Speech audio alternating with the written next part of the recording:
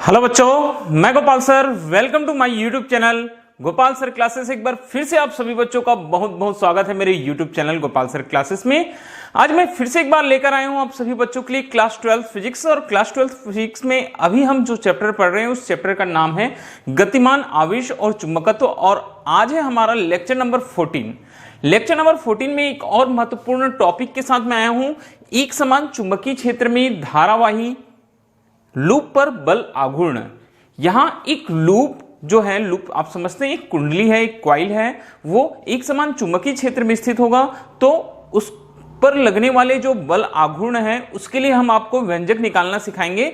तो चलिए class start करते हैं। और क्लास स्टार्ट करने से पहले मैं उन सभी बच्चों से एक बात बोलना चाहता हूं जो बोर्ड एग्जाम 2021 की तैयारी कर रहे हैं। अगर आप बोर्ड एग्जाम 2021 में अच्छे मार्क्स चाहते हैं, आप चाहते हैं कि आपके परसेंटेज अच्छे हों, आपके फिजिक्स में मार्क्स बहुत अच्छे आएं, तो इसके लिए हमारा जो चैनल है गोपाल सर क्लासेस, उसको आने वाले जो 2 मंथ्स हैं बेटा, 2 मंथ्स हैं, उसमें आप फॉलो करते रहिए। हम बहुत सारे जो ऐसे कंटेंट है जो बोर्ड एग्जाम 2021 के लिए बहुत इंपॉर्टेंट है, वो सारे के सारे कंटेंट आप सभी बच्चों के लिए अपने चैनल के माध्यम से लेकर आने वाले हैं। तो ये कंटेंट आपको मिलेगा कैसे? सबसे बड़ा क्वेश्चन यही है।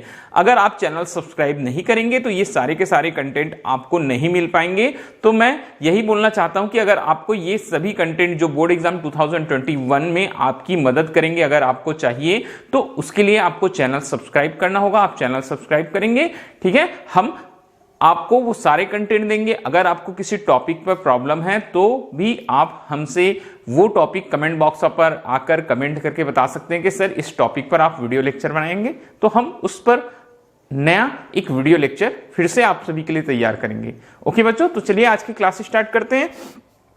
ये भी एक बहुत ही महत्वपूर्ण टॉपिक है क्योंकि क्लास 12th में बोला जाता है कि फिजिक्स में सारे के सारे जो टॉपिक्स हैं, बहुत सारे बच्चे बोलते हैं सर आप तो सारे टॉपिक्स को बोलते हो कि ये सारे के सारे टॉपिक्स इंपॉर्टेंट है। तो एक्चुअल में होता भी यही है बेटा, जितने भी टॉपिक हैं सारे टॉपिक्स बहुत ही इंपॉर्टेंट है, बहुत ही महत्वपूर्ण होते हैं। इसलिए बार बार ये बोला जाता है कि ये टॉपिक्स क्या है, महत्वपूर्ण है, ठीक है। तो देखिए हमको करना क्या है, आज का जो वीडियो लेक्चर है इसमें हमको करना क्या है, ध्यान से देखते जाएंगे।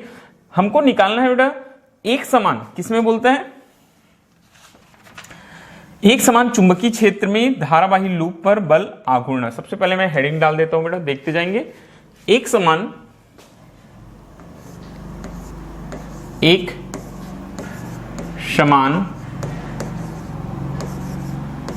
चुंबकीय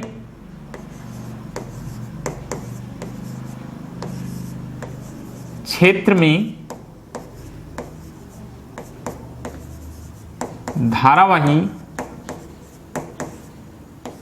लूप पर बल आघूर्ण देखना है, ठीक है।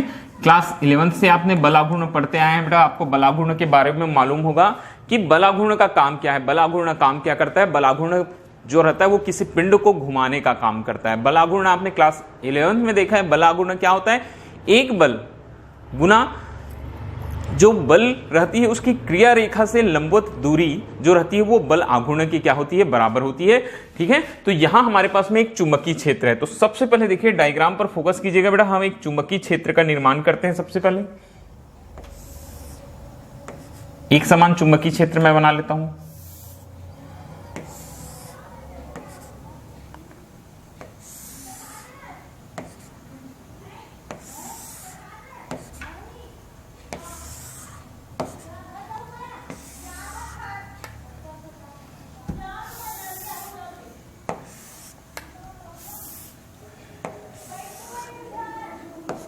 ये देखिए मैंने सबसे पहले एक समान चुंबकीय क्षेत्र बना दिया बेटा। इस चुंबकीय क्षेत्र को मैं नाम देता हूं वेक्टर बी। क्या नाम दे देता हूं बेटा, वेक्टर बी। ये एक समान चुंबकीय क्षेत्र है, ठीक है। यहां मैं इसको नाम दे देता हूं बेटा वेक्टर बी। अब इस एक समान चुंबकीय क्षेत्र में मैं एक धारावाही लूप रखूंगा। क्या रखूंगा बेटा, एक धारावाही लूप। तो देखो धारावाही जो लूप है उसको हम किस प्रकार से रखते हैं, बहुत ध्यानपूर्वक देखिएगा, ठीक है। जो धारावाही लूप है उसको इस तरह रखते हैं बेटा कि जो इसकी लंबाइयां हैं, ठीक है, धारावाही लूप की जो लंबाइयां हैं इस चुंबकीय क्षेत्र के क्या रहे बेटा, लंबवत रहे। तो ये एक आयताकार लूप है हमारे पास। कैसा लूप है बेटा? एक आयताकार लूप है, ये इस तरह से,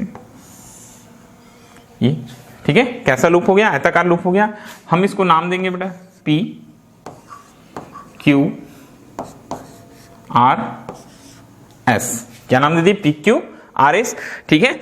ये हमारे पास एक आयताकार लूप है, इसकी लंबाइयां हैं पी क्यू और इसकी लंबाइयां हैं पी एस और क्यू आर, और इसकी जो चौड़ाइयां हैं वो है बेटा पी क्यू और आर एस, ठीक है। ये सबसे पहले देखो, बहुत इंपॉर्टेंट है डायग्राम को समझना है। एक समान चुंबकीय क्षेत्र बनाया बेटा मैंने, एक आयताकार लूप को इस तरह रखा कि चुंबकीय क्षेत्र के लंबवत उसकी लंबाइयां हैं और चौड़ाई इस तरह से पी क्यू आर एस, ठीक है। अब इसमें करंट फ्लो होती है, बोलता है कितना करंट फ्लो होती है बेटा? इसमें करंट आई जो है वो पी क्यू आर से एस, फिर वापस एस से किधर? पी की ओर। ये देखो जो तीर का मैंने निशान बनाया, तीर की जो दिशा है उसमें करंट फ्लो होती है, तो करंट की डायरेक्शन हो जाएगी पी क्यू आर एस, ठीक है।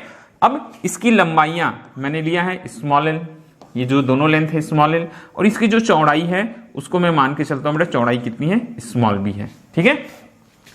अब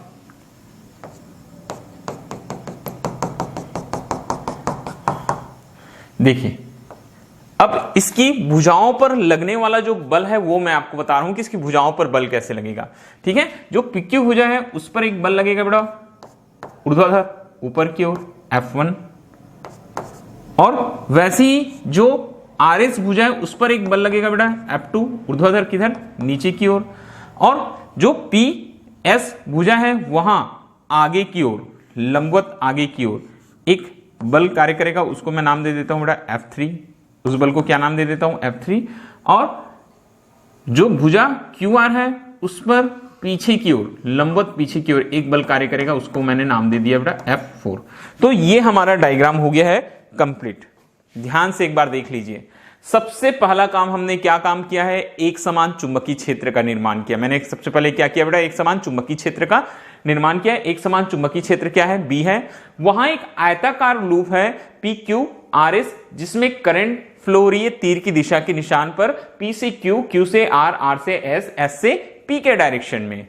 ओके, ये जो आयताकार लूप थी उसकी भुजा की लंबाइयां पी क्यू और क्यू आर की लंबाई कितनी है बेटा? एल है, और जो चौड़ाई है वो पी क्यू और आर एस कितना है बेटा? बी है। मैं यहां लिख देता हूं बेटा, आयताकार जो लूप है वहां लंबाई और चौड़ाई को मैं सबसे पहले लिख देता हूं।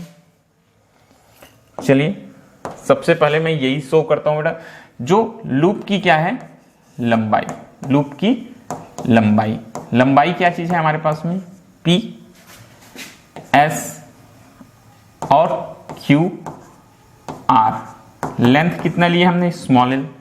और इसकी जो चौड़ाई है वो चौड़ाई है बेटा पी क्यू और आर एस। पी क्यू और आर एस चौड़ाई कितना मान लिया बेटा? बी, ठीक है। चौड़ाई कितना मान लिया मैंने? बी। अब करंट फ्लो हो रही है, देखो करंट फ्लो होने के कारण से इस पर बल लग रहे थे इसकी भुजाओं पर। सबसे पहले जो बल है बेटा पी क्यू और किस पर? आर एस पर, ठीक है। तो जो बल F1 और F2 की क्रिया रेखा कैसी बोलता है? एक है, और दिशा विपरीत है, अतः ये एक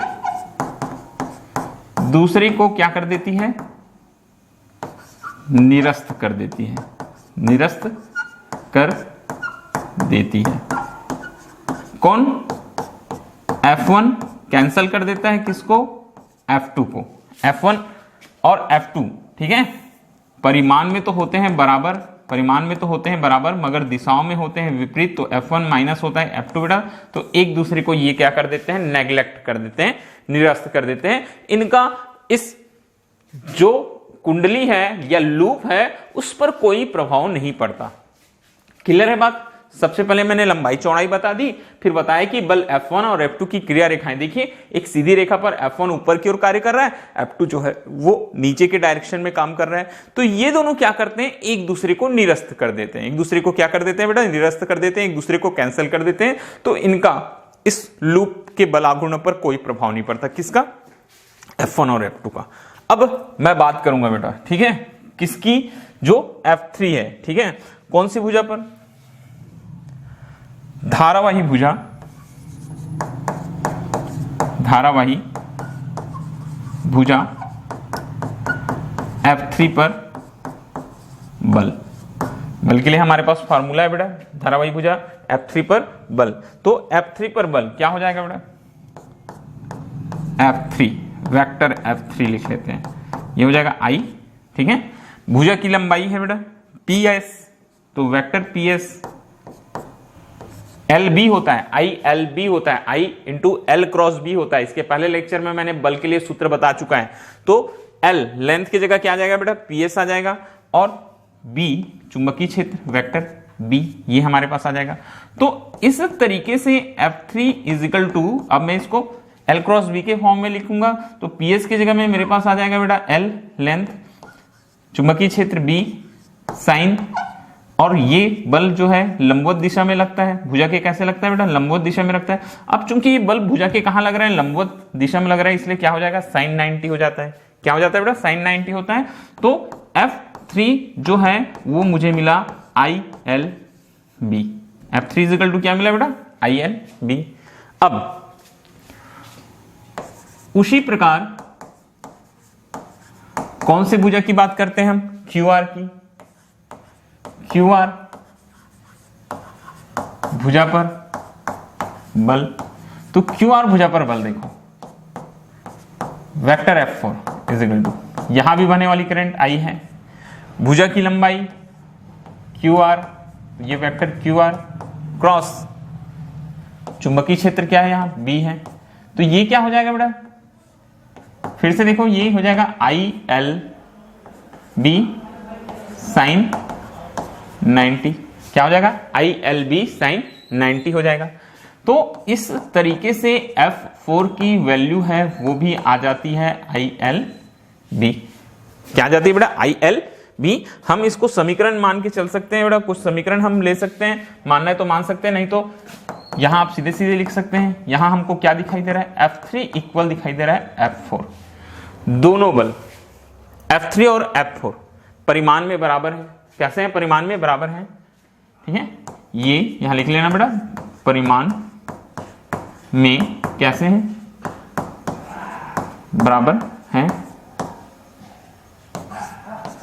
तथा इनकी क्रिया रेखाएं, क्या चीज, इनकी क्रिया रेखाएं कैसी हैं, विपरीत हैं, इनकी क्रिया रेखाएं विपरीत हैं। अतः ये किसका निर्माण करते हैं, बल आघूर्ण का निर्माण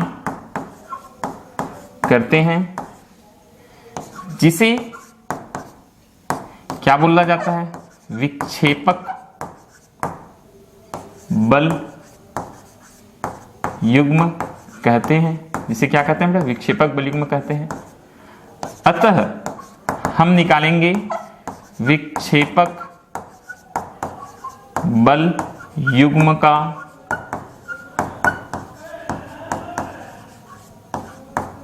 आघूर्ण। बात समझ में आई, फिर से सुनिएगा, F3 और F4 के परिमाण आपस में कैसे हैं बेटा, बराबर हैं, और जो दिशाएं हैं वो कैसी हैं, विपरीत ओर हैं। F3 जो है वो आगे की ओर है लंबवत, और F4 जो है भुजा से लंबवत कैसे है, पीछे की ओर है। तो क्रिया रेखाएं भिन्न भिन्न हो गई। अब क्रिया रेखाएं भिन्न भिन्न होने पर क्या होता है बेटा, बल आघूर्ण का निर्माण होता है। बल आघूर्ण मतलब जो किसी चीज को घुमाता है, जैसे ये मार्कर है, मार्कर को पकड़े, एक उंगली हमारी सामने की ओर चल रही है, अंगूठा हमारा पीछे की ओर हो रहा है, तो उंगली से जो लगने वाला बल है वो सामने जा रहा है, अंगूठा उसको पीछे खींच रहा है, तो दोनों बलों की क्रिया रेखाएं भिन्न हो जाती है। उंगली आगे चलती है, अंगूठा पीछे आता है, तो ये बल आघूर्ण का निर्माण करते हैं जो इस मार्कर को घुमाता है। इसी तरीके से हम कोई भी डॉट को खोलते हैं, किसी बोतल के डॉट को, किसी सीसी के डॉट को हम खोल सकते हैं आसानी के साथ। नल का जो टोटी होता है वो घुमाते हैं। तो ये सारी चीजें बलाघूर्ण में आपने क्लास 11th में पढ़ी होगी, मैंने अभी और बता दिया आपको एक बार। तो ये दोनों बल भी, एक आगे लग रहा है एक पीछे, तो बलाघूर्ण का निर्माण करते हैं। ये बलाघूर्ण का निर्माण करते हैं जिसे हम विक्षेपक बलयुग्म कहते हैं। अब विक्षेपक बलयुग्म का आघूर्ण क्या हो जाएगा हमारे पास में, ये आघूर्ण होगा बेटा एक बल गुना दोनों बलों की क्रिया रेखाओं की कैसी दूरी बोलता है बेटा, लंबवत दूरी। चलिए ये हमारे पास आ गया, एक बल गुना दोनों बलों की क्रिया रेखाओं की लंबवत दूरी। यहां तक अगर बात आपको समझ में आ रही होगी तो मैं आपको नेक्स्ट पेज में लेकर चलता हूं और ध्यान दीजिएगा कैसे ये बल कार्य करेंगे। ठीक है, मैं आपको एक और डायग्राम के माध्यम से समझाता हूं। देखिए बेटा अब क्या हो रहा है एक्चुअल में। ये हमारे पास में था बेटा एक समान चुंबकीय क्षेत्र, ये हमारे पास एक समान चुंबकीय क्षेत्र था। क्या था बेटा, एक समान चुंबकीय क्षेत्र। और ये भुजा है, कौन सी भुजा है बेटा, ये पी क्यू भुजा है। कौन सी भुजा है बेटा, ये पी क्यू भुजा है। ठीक है, तो अब इस पी क्यू भुजा पर देखो बल कैसे कार्य कर रहा था। जो पी क्यू भुजा है उस पर जो F3 बल है वो लंबवत नीचे की ओर। ठीक है, F3 जो बल है वो लंबवत किधर कार्य कर रहा है बेटा, नीचे की ओर। और जो F4 बल है वो लंबवत किधर कार्य कर रहा है, ऊपर की ओर। इधर F3 वर्क कर रहा था, इधर क्या वर्क कर रहा था बेटा, F4। क्लियर है डायग्राम में आपको। तो इन दोनों के बीच की जो लंबवत दूरी है वो लंबवत दूरी हमको निकालनी है। ये इसको हम एक नाम दे देते हैं बेटा O। तो लंबवत दूरी क्या हो जाएगी, लंबवत दूरी क्या हो जाएगी बेटा, OP। और PQ जो है वो भुजा की चौड़ाई है, इसकी वैल्यू कितनी है बेटा, B है। इसकी चौड़ाई क्या है, B है। और यहां मैं मान के चलूंगा कि जो कोण बनाता है अभिलंब के साथ में भुजा जो रहती है वो, या चुंबकीय क्षेत्र जो वेक्टर B है, चुंबकीय क्षेत्र क्या मान के चलेंगे बेटा, वेक्टर B है, वो कितना कोण बनाती है, थीटा। ठीक है, ये फिर से एक बार तो देखो, एक बार मैं फिर से फॉर्मूला लिखता हूं। हम निकाल क्या रहे हैं, हमको चाहिए क्या बेटा, हम निकाल रहे हैं विक्षेपक बल युग्म का आघूर्ण। हम क्या निकाल रहे हैं, विक्षेपक बल युग्म का आघूर्ण। विक्षेपक बल युग्म का आघूर्ण हमने देखा, फार्मूला बताया, एक बल गुना क्या आ जाएगा बेटा, हमारे पास में फार्मूला आ जाएगा एक बल गुना दोनों बलों के बीच की लंबवत दूरी, दोनों बलों के बीच की लंबवत दूरी,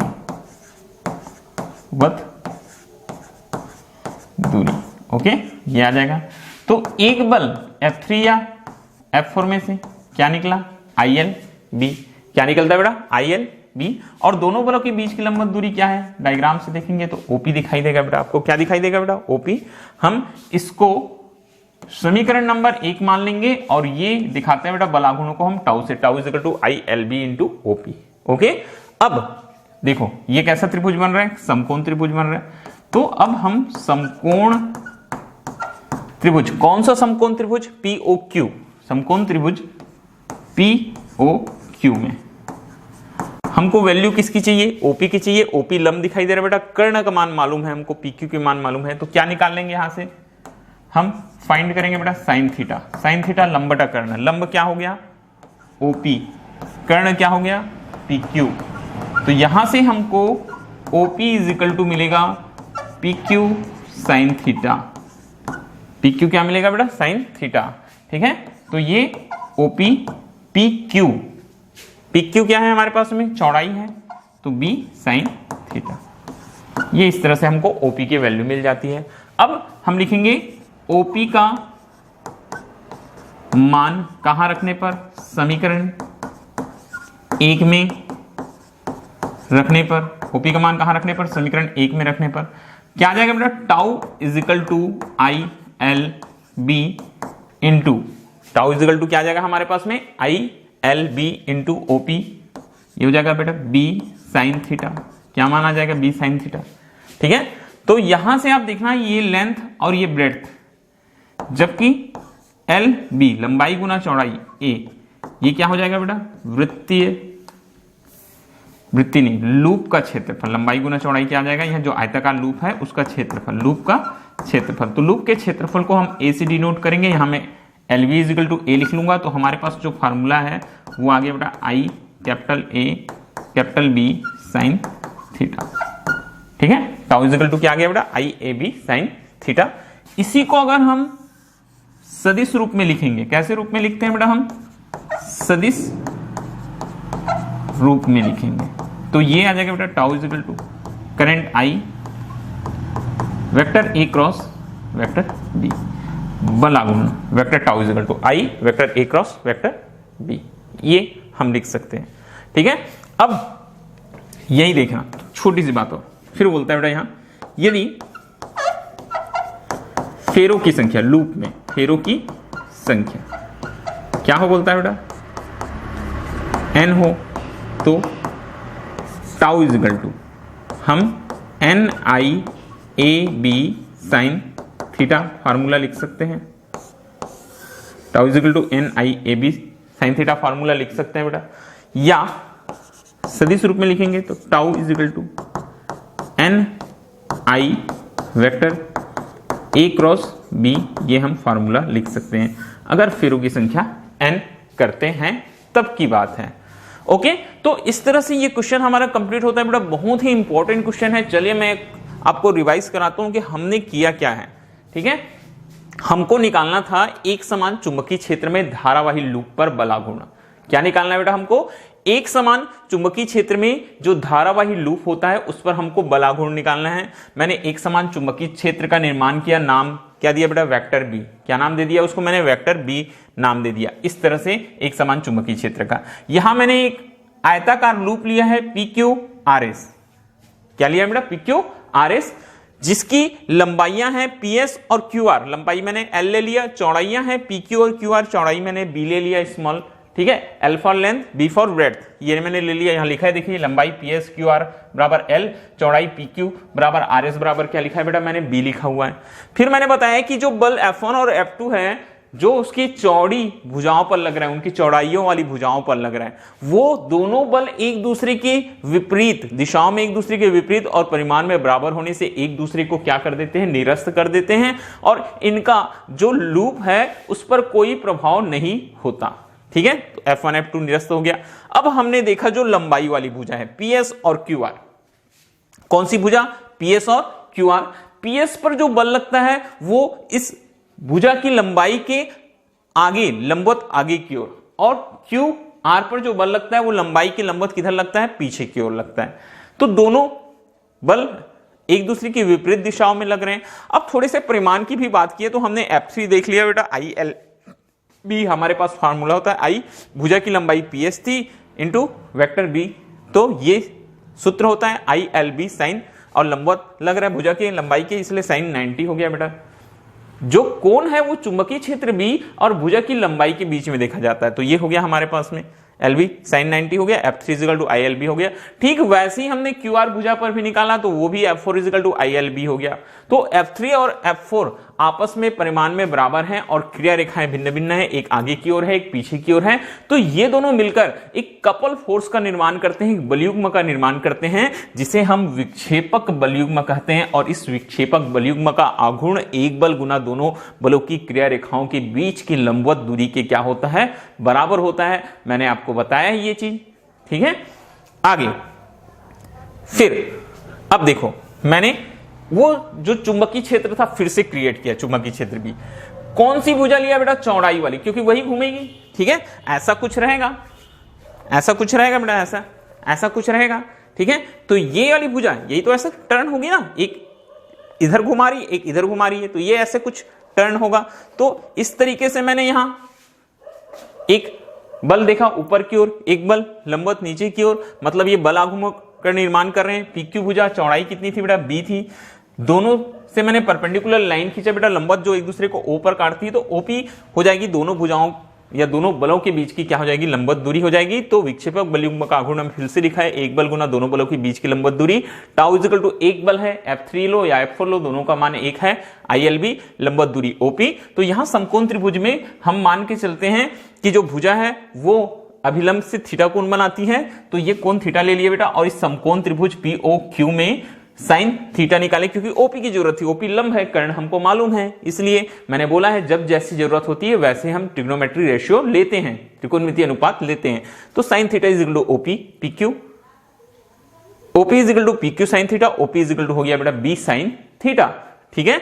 और ओपी का मान आप वापस समीकरण 1 में रखेंगे तो B साइन थीटा आ जाएगा। ये L और B मिलकर लंबाई गुना चौड़ाई लूप का क्या बनाते हैं बेटा, क्षेत्रफल बनाते हैं, कैपिटल A से डिनोट करते हैं। टाउ इज इक्वल टू हमारे पास फार्मूला हो जाता है IAB साइन थीटा, और इसी को अगर हम सदिश रूप में लिखें, वेक्टर फॉर्म में लिखें, तो vector tau is equal to I, ये AB साइन थीटा सदिश गुणनफल होता है दो सदिशों का, ठीक है। तो A क्रॉस B के फॉर्म में लिख लिया।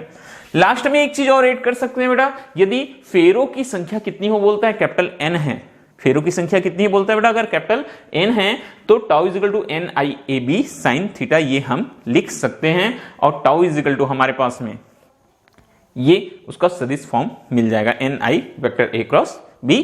इस तरह से ये लेक्चर भी आपका कंप्लीट होता है, ठीक है। मैं धीरे धीरे कोशिश कर रहा हूं कि बहुत ही अच्छे कंटेंट और अच्छे वीडियोस आप सभी बच्चों के लिए लगातार बनाता जाऊं।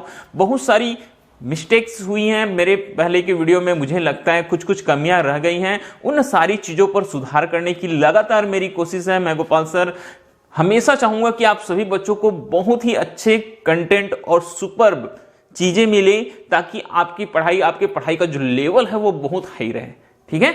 तो ये मेरी कोशिश हमेशा बनी रहेगी। बस सभी बच्चों से यही रिक्वेस्ट है, आपको कोशिश ये करना है बेटा कि मेरा जो YouTube चैनल है उसके सब्सक्राइबर लगातार बढ़ते जाएं, उनकी ग्रोथ अच्छी हो, ताकि मुझे मोटिवेशन मिले और मैं आप सभी बच्चों के लिए बहुत अच्छे अच्छे वीडियो लेकर आ सकूं। तो बस इन्हीं शब्दों के साथ बस इतना बोलूंगा कि आज का लेक्चर खत्म करते हैं, फिर से मिलते हैं न्यू लेक्चर में। Okay bye, thank you so much. फिर से मिलते हैं न्यू वीडियो के साथ। मैं गोपाल सर, थैंक यू।